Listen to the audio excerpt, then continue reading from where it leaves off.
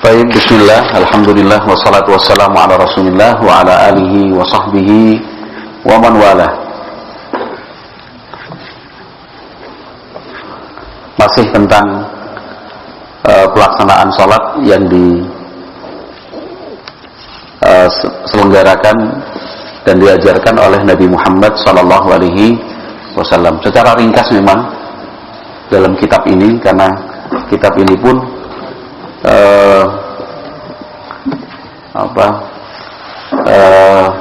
konsepnya ringkasan dari kitab Zadul Ma'ad fi Hadi Khairil Ibad. Qala al-Imam Ibnul Qayyim rahimahullahu ta'ala, wa kana sallallahu alaihi wasallam yutilu rak'atal ula ala thaniyati min salati subhi wa min kulli salatin. Nabi Muhammad sallallahu alaihi wasallam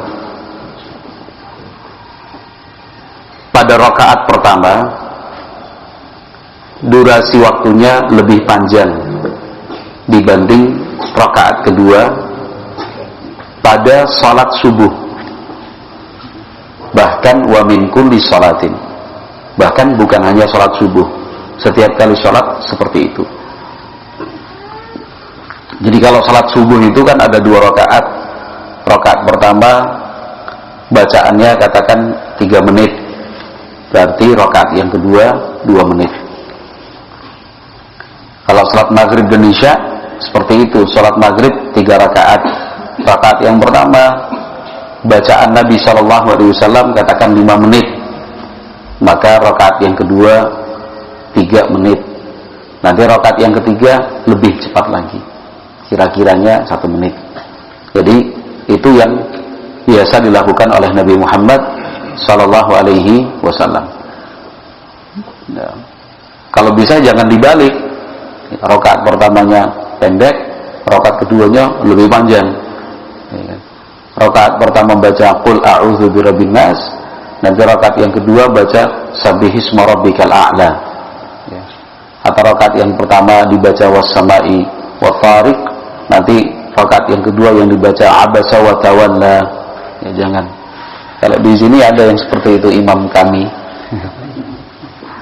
Sisa-sisa pusdiklatmu ada satu yang seperti itu. Abdurrahman Batam namanya. Abdurrahman Batam itu kalau jadi imam, soalnya itu menunjukkan dia masih punya hafalan, masih bagus. Ya.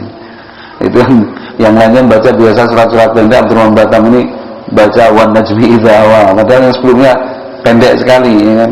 Rakaat kedua wan najmi idza hawa ma masaimu wa masya Allah. Nah, ini di satu sisi ya, di satu sisi saya senang, ya kan? Alhamdulillah masih pede dia membaca surat yang relatif panjang. Tapi ya tetap nanti kita sampaikan juga bahwa yang disunahkan Nabi Shallallahu Alaihi Wasallam bahwa secara durasi waktu rakaat yang pertama itu lebih lama dari rakaat setelahnya. Rakaat yang sebelumnya itu durasinya lebih panjang daripada rakaat yang setelahnya. Qala rahimahullah wa rubbama kana yutiluha hatta la yusma'a waq'u qadamin. Nabi Muhammad sallallahu alaihi wasallam itu kadang-kadang salatnya itu panjang sampai-sampai sudah tidak terdengar lagi suara tapak kaki saking lamanya berdiri, enggak ada lagi yang datang, enggak ada lagi yang gerak. Qala wa kana yutilu salata subhi akthar min sa'iris salawati. Untuk salat subuh seringnya secara durasi waktu lebih panjang dibandingkan salat yang lain.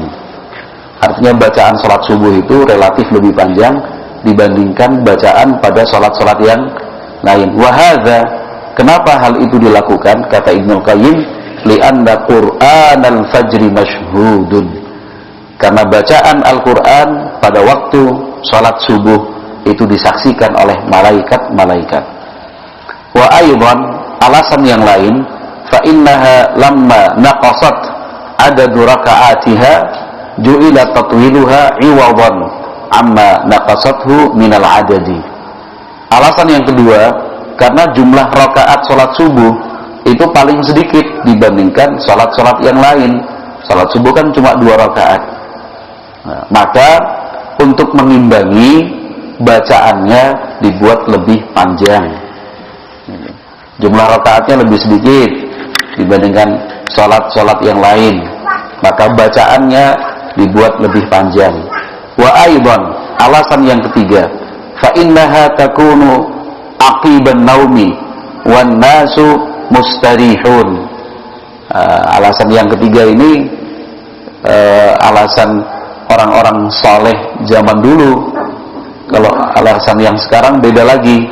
Kata Ibnu Qayyim, alasan yang ketiga, salat subuh itu kan dikerjakan setelah bangun tidur. Ya. Tentunya wan nasu mustarihun. Tentunya kaum muslimin itu dalam posisi yang masih segar. Ya, beda kan kalau zaman sekarang, kalau bisa salat subuh itu ya pendek saja supaya selesai subuh masih bisa tidur. Ya, kalau zaman dulu salafus saleh enggak, kan sudah tidur kita semalam. Jadi salat subuhnya yang segar, salat subuhnya yang lama, karena setelah salat subuh akan berkegiatan. Wa aidan, alasan yang keempat, fa innahum lam ya'khudhu ba'du fi ashghalil ma'ashi wa asbabid dunya. Karena salat subuh itu setelahnya ya, itu mereka tidak, atau saat itu tidak disibukkan dengan aktivitas-aktivitas pekerjaan dan juga kegiatan-kegiatan keduniaan. Beda dengan waktu zuhur, waktu asar, itu kan di tengah-tengah aktivitas kerja. Ya, maghrib selesai kerja, isya udah ngantuk. Salat subuh kan masih belum disibukkan. Nah, ini beda lagi sama orang yang kerja di pasar, ya kan? Wah, nek iso subuh malah cepet wong, dan ini kerja di pasar pas subuh ya. Tapi itu kan kasus per kasus ya. Tapi secara umum memang kita di waktu subuh tidak banyak kegiatan dan tidak banyak aktivitas. Makanya kalau taklim pagi libur ya bingung gitu. Karena sudah biasanya aktivitasnya ngaji, libur pun tetap berangkat. Nah, karena berangkat itu tujuannya bukan cuma untuk taklim, tapi juga untuk mengisi waktu.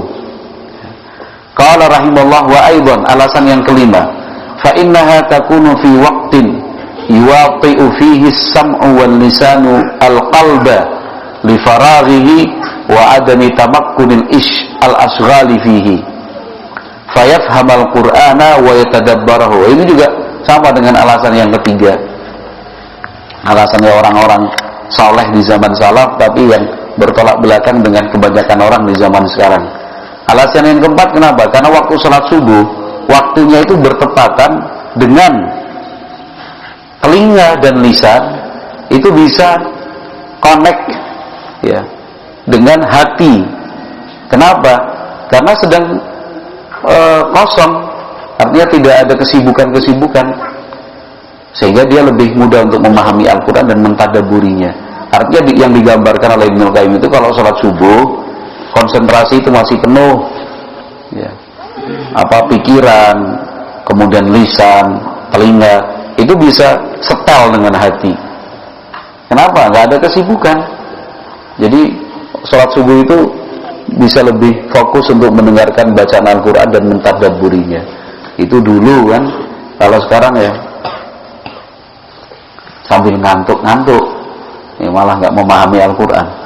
Qala wa aidan, alasan yang keenam, fa innaha asasul amali wa awwaluhu fa u'tiyat fadlan minal ihtimami biha wa tatwiliha wa hadhihi asrarun innama ya'rifuha man lahu iltifatun ila asraris syari'ati wa maqasidiha wa hikamiha wallahu musta'an. Kemudian yang terakhir, kenapa kalau salat subuh itu bacaannya relatif lebih panjang dibandingkan salat-salat yang lain?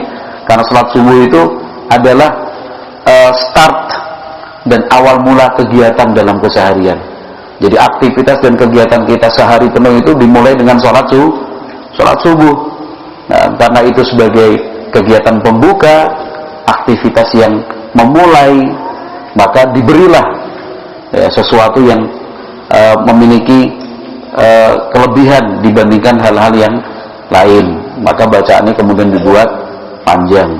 Ini kata Ibnu Qayyim adalah rahasia-rahasia ya, yang hanya diketahui oleh orang yang punya perhatian pada rahasia-rahasia syariat, kemudian maksud tujuan syariat itu diberlakukan, serta hikmah-hikmah yang ada di dalamnya, wallahu al-musta'an. Qala rahimallahu ta'ala wa kana sallallahu alaihi wasallam idza faragha min al-qira'ati sakata biqadri ma yataraddu ilaihi nafasuh. Nabi Muhammad sallallahu alaihi wasallam apabila membaca surat atau ayat di dalam salat, setelahnya beliau diam sesaat, ya, untuk memberikan kesempatan menghirup nafas. Ya, jadi membaca Al-Fatihah, ghairil maghdubi alaihim waladdallin, amin. Kemudian dia baca misalkan wal fajri walayalin 'ashr, terus dibaca sampai ya ayyatuhan nafsul mutmainnah irji'i ila rabbiki radiyatan mardiyah fadkhuli fi ibadi wadkhuli jannati. Allahu akbar, enggak, tapi ambil nafas dulu, wadkhuli jannati. Allahu akbar. Karena orang membaca itu kan dia sudah mengeluarkan dan memforsir nafasnya. Maka biqadri ma yataraddu ilaihi nafasuh.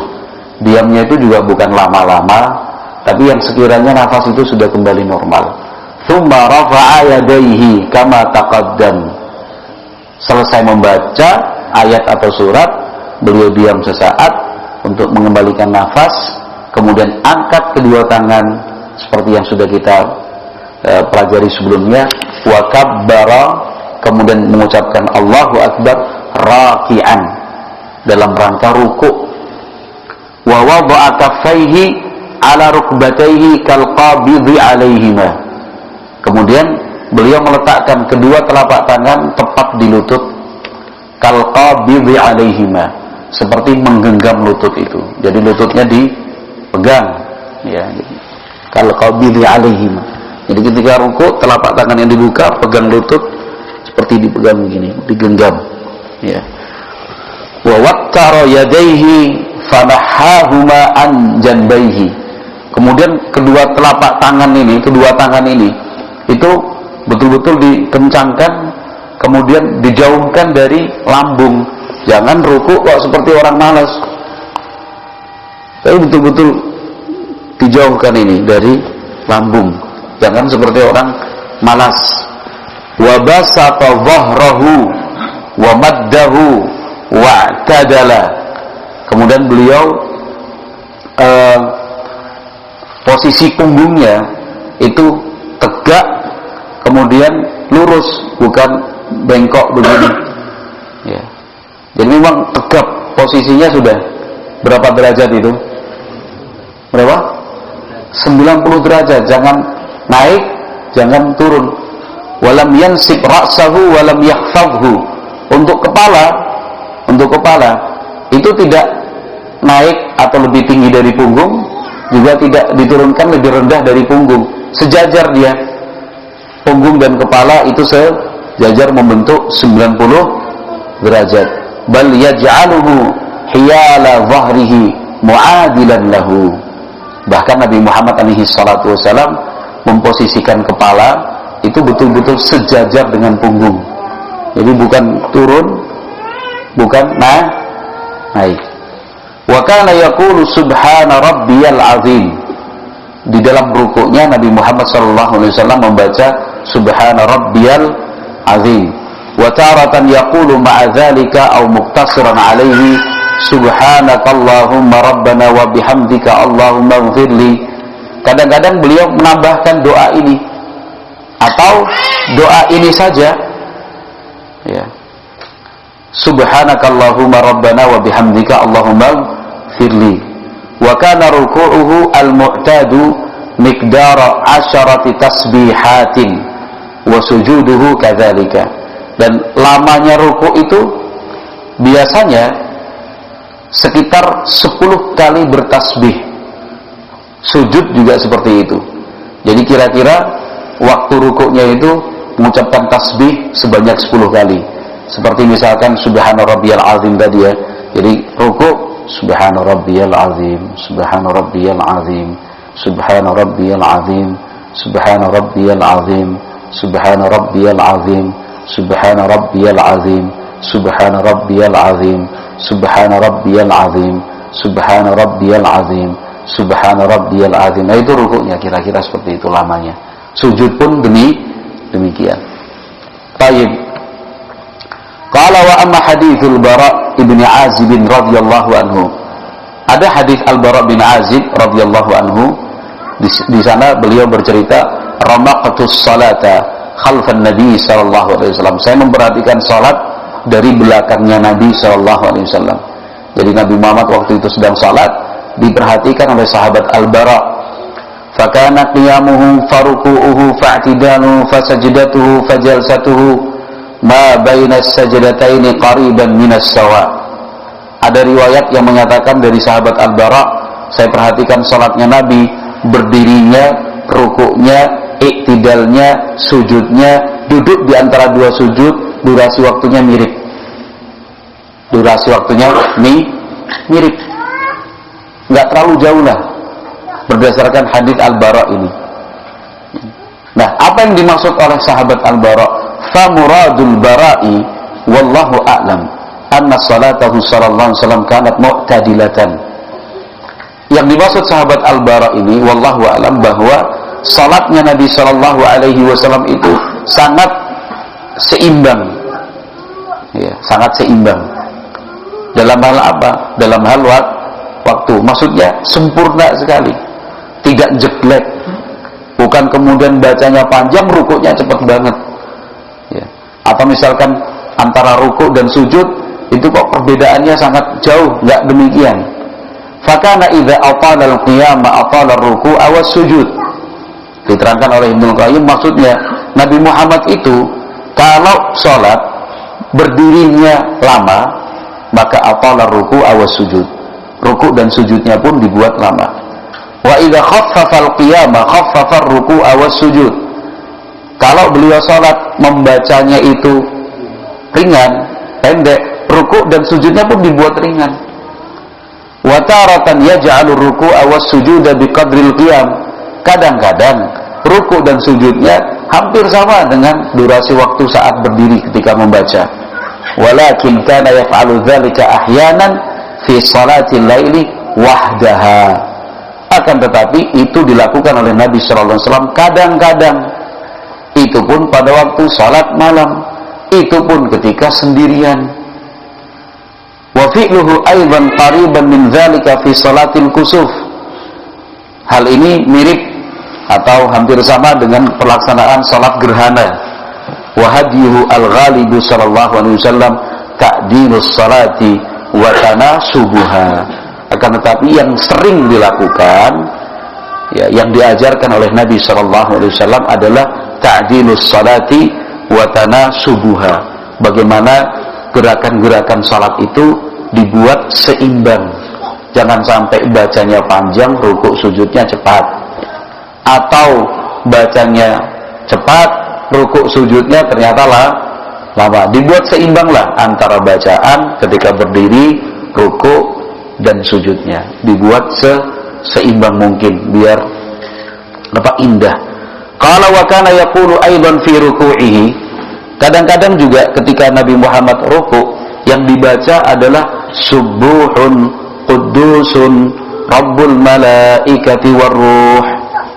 Jadi bacaan rukuk itu banyak, bisa dipilih salah satunya. Yang sering kita baca subhana rabbiyal azim. Boleh juga subhanakallahumma rabbana wa bihamdika allahumma firli. Boleh juga subuhun qudusun rabbul malaikati warruh. Bahkan wataratan yaqulu, kadang-kadang juga Nabi membaca Allahumma laka raka'tu wa bika amantu wa laka aslamtu khasha'a laka sam'i wa basari wa mukhi wa azmi wa asabi. Nah, itu boleh. Wa hadza innama hufidha anhu fi qiyamil lail. Kalau yang terakhir ini riwayat yang menyebutkan adalah keterangan bahwa itu dibaca oleh Nabi sallallahu alaihi wasallam ketika salat malam. Qala thumma kana yarfa'u ra'sahu ba'da dzalika qailan sami Allahu liman hamidah. Selesai rukuk, beliau bangkit iktidal, mengangkat kepala sambil mengatakan sami Allahu liman hamidah, wa yarfa'u yadayhi, sambil mengangkat kedua tangan. Wa rawa raf'al yadaini anhu fi hadhihi al-mawatin ats-tsalatsa nahwun min 30 nafsan. Ada kurang lebih 30 sahabat yang meriwayatkan bahwa Nabi Muhammad SAW mengangkat kedua tangan pada 3 tempat. Yang pertama kapan? Takbiratul ihram. Yang kedua akan ruku. Yang ketiga bangkit dari ruku. Nah, mengangkat tangan pada 3 tempat ini diriwayatkan oleh 30-an sahabat Nabi. Wattafaqa ala riwayatiha al-asyarah.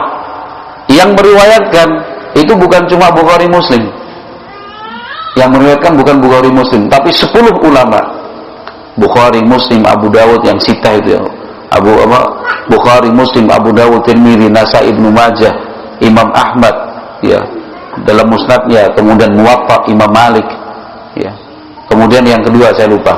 Artinya jumlah sahabatnya itu ada 30, yang meriwayatkan ada 10 ulama. Walam yathbut anhu khilafu dzalikal battah. Dan tidak ada satupun riwayat yang sahih yang berbeda dengan hal ini. Artinya di selain ketiga tempat ini Nabi Muhammad tidak mengangkat tangan. Bal kana dzalika hadiyahu sallallahu alaihi wasallam ila an faraqad dunya. Tetapi yang beliau ajarkan, yang beliau contohkan hanya mengangkat tangan di 3 tempat sampai beliau wafat meninggalkan dunia ini. Memang ada riwayat yang menyatakan bahwa Nabi Muhammad itu mengangkat tangan setiap kali gerakan sholat. Jadi mau ruku, mau sujud, angkat tangan. Bangkit dari sujud untuk duduk di antara 2 sujud, angkat tangan juga. Mau sujud, angkat tangan lagi. Pokoknya tiap gerakan itu ada selalu angkat tangan. Dan itu ada yang punya pendapat seperti itu, kata riwayatnya demikian. Tapi menurut Ibnu Qayyim rahimallahu taala, riwayat-riwayat itu tidak sahih. Riwayat-riwayat itu tidak sahih. Nanti kalau di kemarin waktu saya umrah di Masjid Nabawi, ketemu orang yang seperti itu, orang Afrika. Pas sholatnya di pinggir saya. Dia sholat sunnah kayak gitu. Pokoknya bangkit dari sujud, Allahu Akbar. Duduk di antara 2 sujud. Mau sujud lagi, Allahu Akbar. Sujud lagi. Jadi jangan merasa jangan kaget karena memang ada riwayat seperti itu, namun riwayatnya lemah. Bayangkan mau kita melawan riwayat 30 sahabat yang menjelaskan bahwa mengangkat tangan itu hanya di 3 tempat. Kalau memang benar ada tempat lain dalam sholat yang harus mengangkat tangan, ya nggak mungkin tidak diriwayatkan sahabat. Hal yang lebih tersembunyi saja diriwayatkan kok, apalagi yang sebuah gerakan yang bisa dilihat dan disaksikan banyak orang. Wallahu a'lam bishawab. Kita cukupkan sekian, mudah-mudahan bermanfaat. Kita lanjutkan pada pertemuan yang akan datang insyaallah taala besok pagi di KPK. Baik, subhanakallahumma wa bihamdika asyhadu an la ilaha illa anta astaghfiruka wa atubu ilaik. Alhamdulillah.